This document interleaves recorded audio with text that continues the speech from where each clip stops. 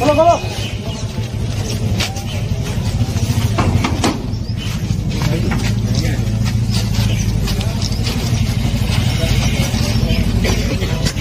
आपको बताएंगे इन्फॉर्मेशन अभी।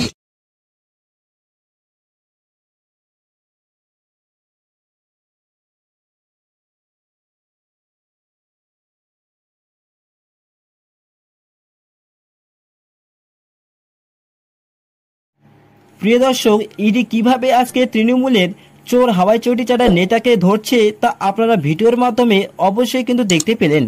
প্রথমে ইডি জীবন কৃষ্ণ সাহার বাড়িতে যান এবং বাড়ির বাইরে থেকেই দরজায় নক করেছিলেন, কিন্তু অনেকক্ষণ সময় কেটে যাওয়ার পরেও দরজা না খোলাই সমস্ত ইডি অফিসারদের মনে সন্দেহ তৈরি হয়। তখন তারা তাড়াতাড়ি গিয়ে বাড়ির পিছন দরজায় গিয়ে উপস্থিত হয় এবং সেইখানে গিয়ে তারা দেখেন ওই পেছনের দরজা দিয়ে জীবন কৃষ্ণ সাহা পালানোর চেষ্টা করছিলেন। জানালার মধ্যে দিয়ে পালাতে গিয়েই তিনি একটা ঝোপের মধ্যে পড়ে যায় এবং তার ফলেই কিন্তু গোটা শরীরে কাদা মেখে একাকার অবস্থা হয়ে যায়। সেখান থেকেই ইডি অফিসাররা তাকে খপ করে ধরে নেয় এবং বাড়ির ভেতরে নিয়ে গিয়ে তল্লাশি শুরু করে দিয়েছেন।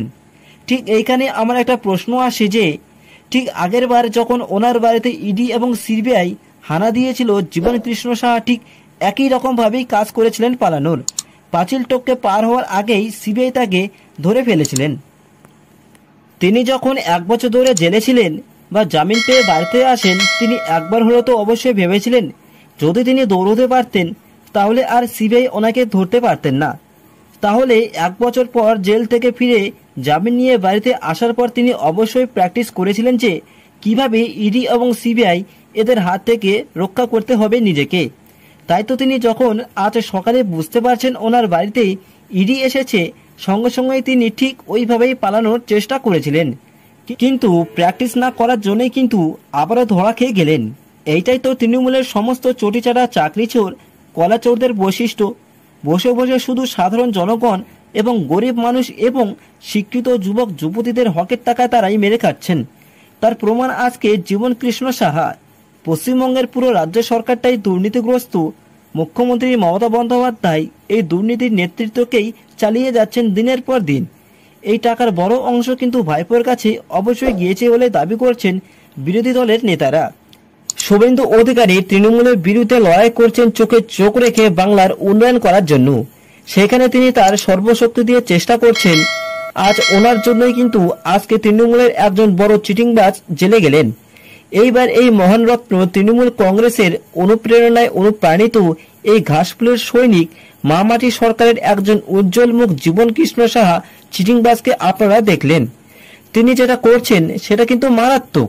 এতদিন আমরা দেখছিলাম তৃণমূলের নেতারা ঘুষ নিয়ে তারা বান্ধবীর খাটের নিচে টাকা ফেলিয়ে রাখতেন, কিন্তু এই জীবন কৃষ্ণ সাহা হাতে ক্যাশ টাকা নেয়নি, পুরো টাকাটা নিজের অ্যাকাউন্টে নিয়ে রেখেছিলেন। চাকরি প্রার্থীর কাছ থেকে ঘুষ নিয়ে অযোগ্যদের চাকরি দিয়েছেন, সেই টাকা অন্য কোথাও লুকিয়ে রাখেননি, তিনি নিজের অ্যাকাউন্টে বুক ফুলিয়ে রেখে দিয়েছিলেন। বুঝতে পারছেন দর্শকরা কতটা উন্নত মানের চোর ডাকাত এই জীবন কৃষ্ণ সাহা, যাকে তৃণমূল কংগ্রেস এমএলএ করে রেখেছিলেন এতদিন ধরে। বুঝতে পারছেন ঠিক কি কি চলছে আমাদের এই পশ্চিমবঙ্গ রাজ্যে।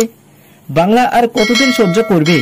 আর নয়, 2026-এ পরিবর্তন চাই, মমতা যাবে এবং মোদী আসবে। জয় শ্রীরাম। দর্শকরা, আপনাদের আমার এই খবরটি ভালো লাগলে এবং প্রত্যেকদিন এই রকমই টাটকা খবর দেখতে এই সংবাদ সারাদিন ইউটিউব নিউজ চ্যানেলটিকে অবশ্যই সাবস্ক্রাইব করবেন।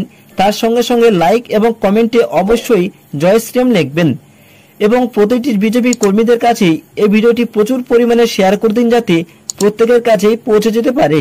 দেখা হচ্ছে পরের খবরে। ততক্ষণে নজর রাখুন এই সংবাদ সারাদিন ইউটিউব নিউজ চ্যানেলে এবং এতক্ষণ ধরে এই ভিডিওটি দেখার জন্য আপনাদের সবাইকে ধন্যবাদ জানাই।